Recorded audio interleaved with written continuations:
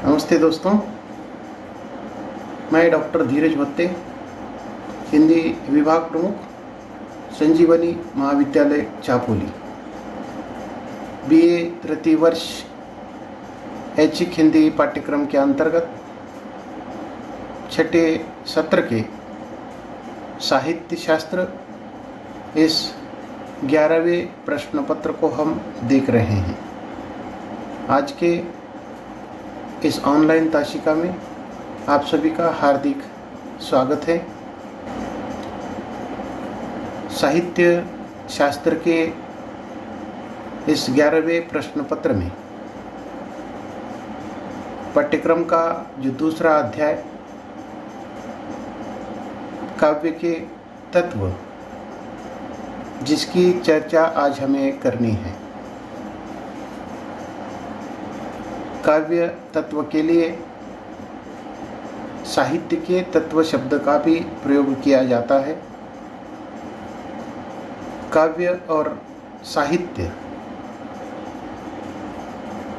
शास्त्र के अंतर्गत दोनों का अर्थ एक ही है। इसके संदर्भ में विस्तृत चर्चा इसके पूर्व की ताशिकाओं में या पहले अध्याय काव्य की परिभाषा और उसके स्वरूप के संदर्भ में हमने देखी थी। तो इस दृष्टि से ये जो काव्य शब्द है प्राचीन समय में रूढ़ था। काव्य के लिए मध्यकाल में वाङ्मय शब्द प्रचलित हुआ और आधुनिक युग में काव्य के लिए साहित्य शब्द का ही प्रयोग किया जाता है, जिसके अंतर्गत समग्र साहित्यिक जो विधाएं हैं उसका समावेश होता है। तो इस दृष्टि से काव्य और साहित्य ये दोनों भी समान अर्थक शब्दों के रूप में साहित्य शास्त्र में उसको हमें अपनाना है। तो आज हम काव्य के जो तत्व हैं उन तत्वों की चर्चा करते हैं।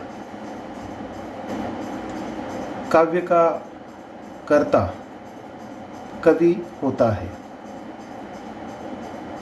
वो सामान्य मनुष्य की तुलना में अधिक भावुक, संवेदनशील और विचारशील होता है।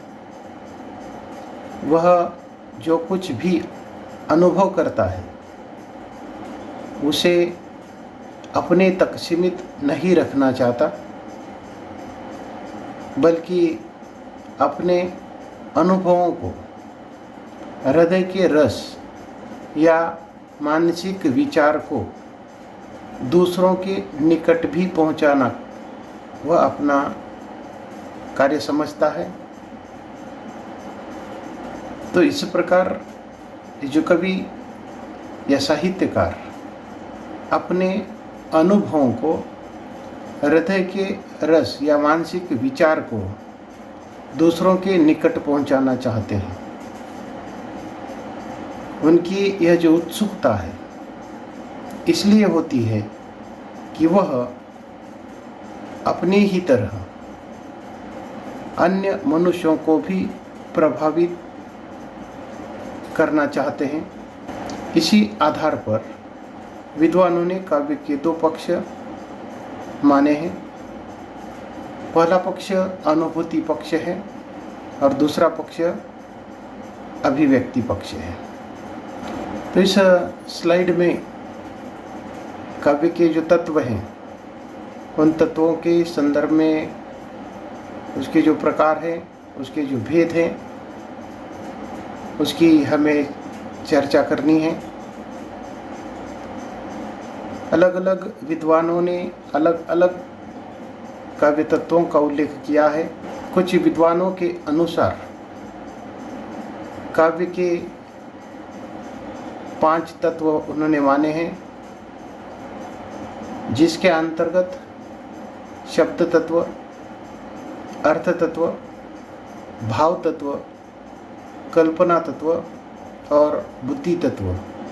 तो इन 5 तत्वों को काव्य के अंतर्गत उन्होंने स्थान दिया है, या काव्य के 5 तत्व होने की बात उन्होंने कही है। परंतु अधिकतर जो विद्वान हैं, उन विद्वानों ने काव्य के 4 तत्व ही माने हैं। विशेषकर पाश्चात्य विद्वान हडसन ने काव्य के ये 4 तत्व बताए हैं, जिसके अंतर्गत भाव तत्व, बुद्धि तत्व, कल्पना तत्व और शैली तत्व, ये 4 तत्व हैं। जिन 4 तत्वों को अधिकतर विद्वानों ने स्वीकार किया है। लगभग पाश्चात्य जो विद्वान हैं, इन्हीं 4 तत्वों को महत्वपूर्ण मानते हैं। तो इस प्रकार ये जो काव्य के 2 पक्ष, एक अनुभूति पक्ष और दूसरा अभिव्यक्ति पक्ष है। हम जानते हैं कि ये जो लेखक है अधिक भावुक होता है, संवेदनशील होता है, विचारशील होता है। अर्थात इन्हीं के आधार पर भाव तत्व, कल्पना तत्व और बुद्धि तत्व, इन तीनों का समावेश उसके अंतर्गत होता है। अर्थात ये तीनों भी जो तत्व है वह अनुभूति पक्ष के अंतर्गत आते हैं। जो लेखक या कवि अनुभव कर रहा है, अपने जो भाव है या उसकी जो संवेदनशीलता होती है, उसके साथ साथ उसके जो विचार हैं, उसकी जो कल्पना है, वह इन तत्वों के आधार पर वह अनुभव कर रहा है। और जो भी उसने अनुभव किया है उसको वह अपने तक सीमित न रखते हुए वह दूसरों तक पहुंचाना चाहता है। तो ये जो दूसरों तक पहुंचाने का जो पक्ष है वह अभिव्यक्ति पक्ष है। वह पहले अनुभूति करता है और उसके बाद उसकी अभिव्यक्ति करता है। इसके आधार पर काव्य के मुख्य 2 पक्ष माने गए हैं, एक अनुभूति पक्ष और दूसरा अभिव्यक्ति पक्ष। इसी को भाव पक्ष और कला पक्ष कहा गया है। एक आंतरिक है, दूसरा बाह्य है। अनुभूति पक्ष उसको ही भाव पक्ष के अंतर्गत या भाव पक्ष माना गया है और दूसरा अभिव्यक्ति पक्ष उसको कला पक्ष माना गया है। भाव पक्ष के अंतर्गत भाव तत्व, कल्पना तत्व और बुद्धि तत्व, ये जो 3 तत्व है, इन 3 तत्वों के आधार पर लेखक या कवि अनुभूति करता है।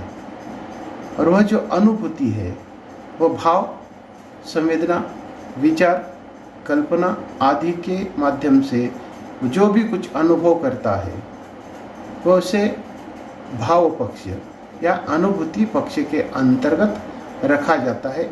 इसी अनुभूति या भाव पक्ष के आधार पर विद्वानों ने भाव तत्व, दूसरा कल्पना तत्व, तीसरा बुद्धि तत्व है। और जो लेखक या कवि की जो अभिव्यक्ति होती है, अभिव्यक्ति को कला पक्ष के अंतर्गत रखा गया है। और इस कला पक्ष के अंतर्गत चौथा जो तत्व है वह शैली तत्व है। तो इस प्रकार पाश्चात्य विद्वानों के अनुसार अनुभूति और अभिव्यक्ति या भाव पक्ष और कला पक्ष, इसके आधार पर मुख्यतः 4 तत्व माने हैं। तो ये जो 4 तत्व है उसमें पहला भाव तत्व है। उसके लिए अंग्रेजी में द एलिमेंट्स ऑफ इमोशन शब्द का प्रयोग किया जाता है। दूसरा जो तत्व है वह बुद्धि तत्व है। उसके लिए अंग्रेजी में द इंटेलेक्चुअल एलिमेंट्स शब्द का प्रयोग किया जाता है। तीसरा जो तत्व है वह कल्पना तत्व है। उसके लिए द एलिमेंट्स ऑफ इमेजिनेशन शब्द का प्रयोग किया जाता है। और चौथा जो तत्व है वह शैली तत्व है।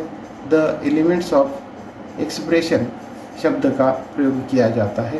तो इस प्रकार हम काव्य के जो मुख्य दो पक्ष है, एक अनुभूति पक्ष, दूसरा अभिव्यक्ति पक्ष, उसको ही भाव पक्ष और कला पक्ष के अंतर्गत रखा गया है। और इन दो पक्षों के आधार पर काव्य के 4 मुख्य तत्व विशेषकर पाश्चात्य विद्वानों ने स्वीकार किए हैं और इन 4 तत्वों की हम चर्चा करते हैं।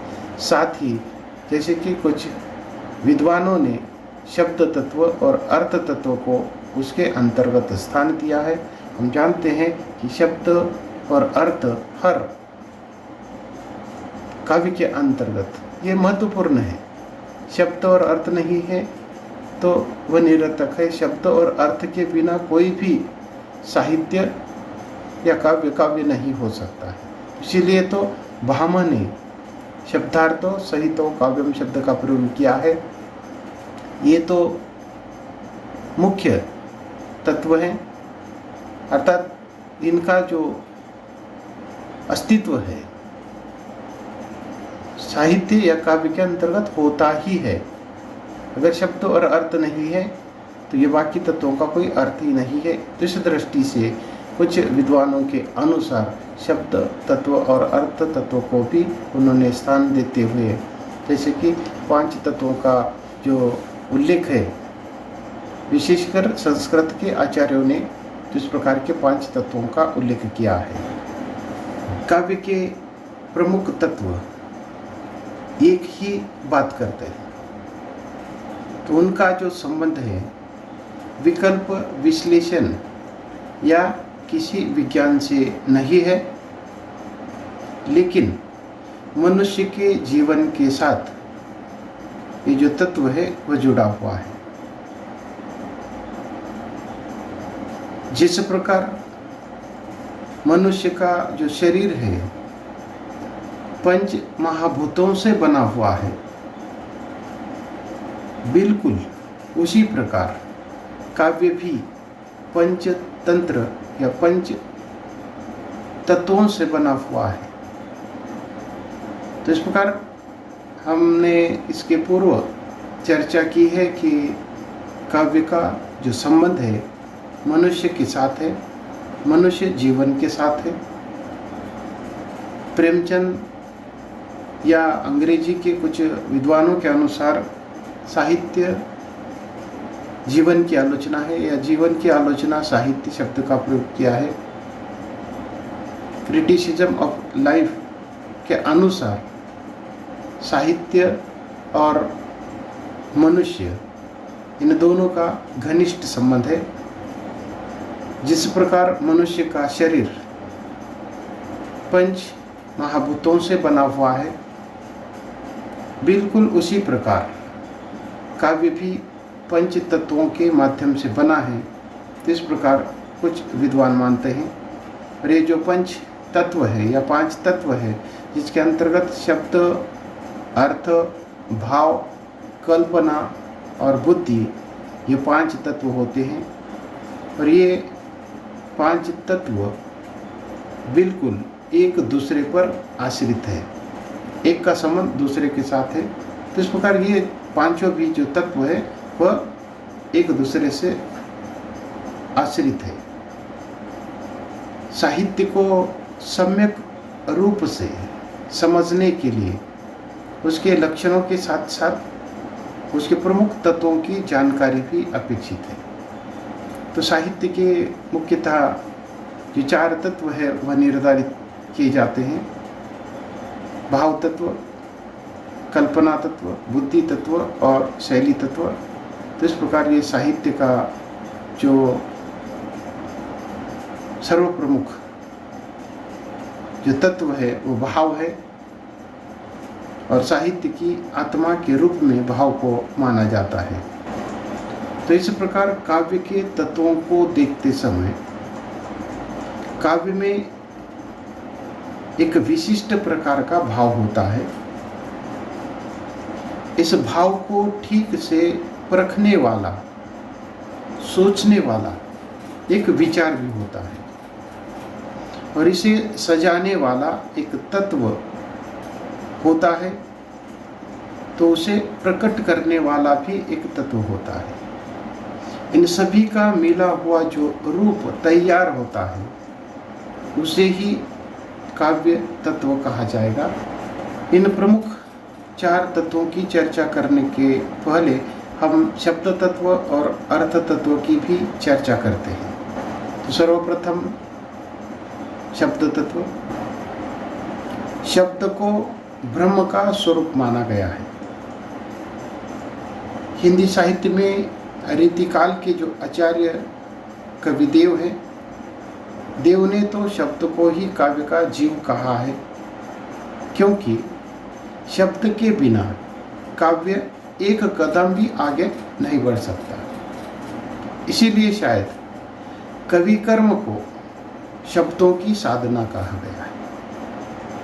कवि या रचनाकार शब्द का उपासक होता है और उसी के अनुसार अलंकार, छंद आदि का वह नियोजन करता है। शब्दों का वो चयन करता है, संगीत और नाद सौंदर्य का ध्यान रखता है। काव्य की श्रुति का प्रथम प्रभाव इसी तत्व के द्वारा पड़ता है। इसके ही कारण काव्य में रमणीयता का जो गुण है वह बढ़ जाता है। शब्दों की गति 2 प्रकार की होती है, एक साधारण गति और दूसरी नर्तक गति होती है।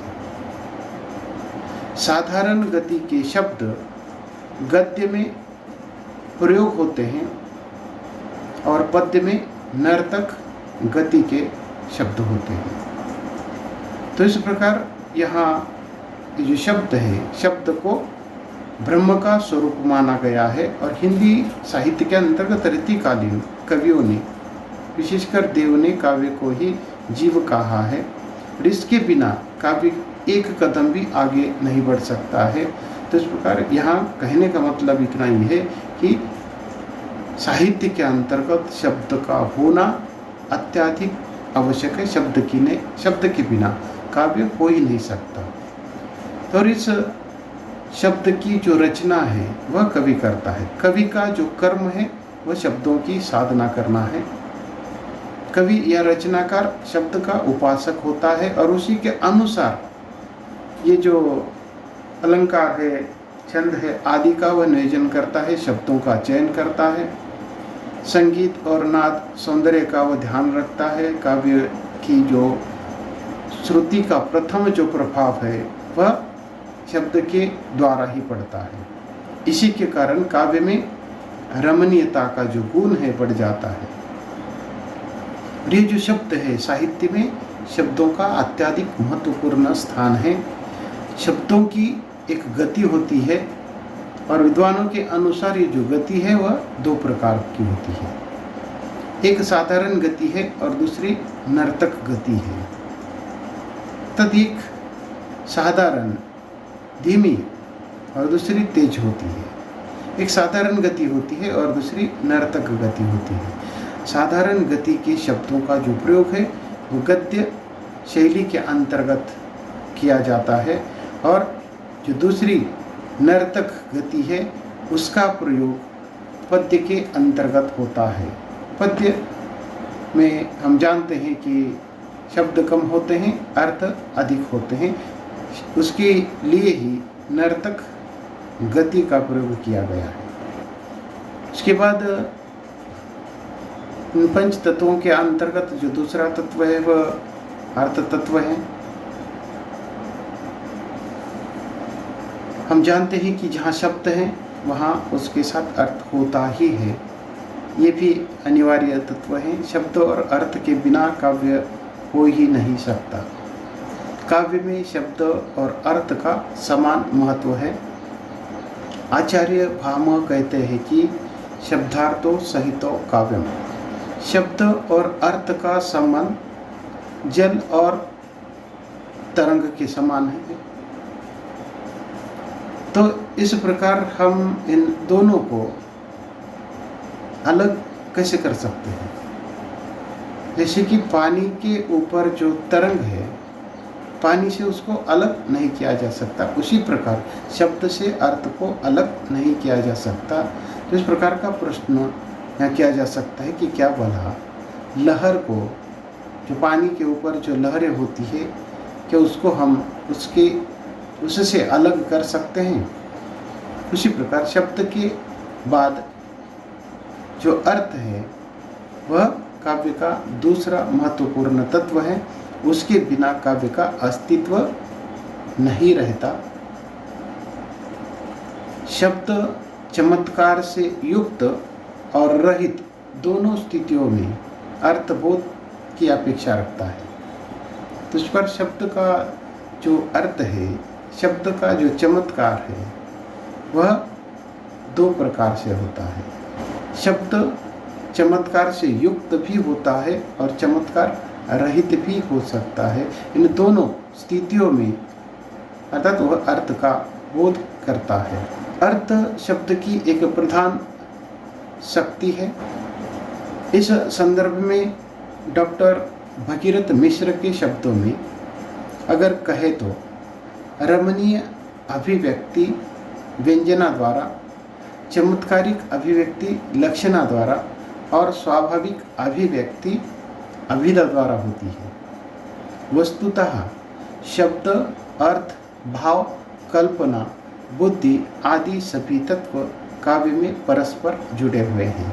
तो इस प्रकार ये जो पंच तत्व है, जिसके अंतर्गत शब्द, अर्थ, भाव, कल्पना और बुद्धि है, एक दूसरे से संबंधित है, एक दूसरे से जुड़े हुए हैं।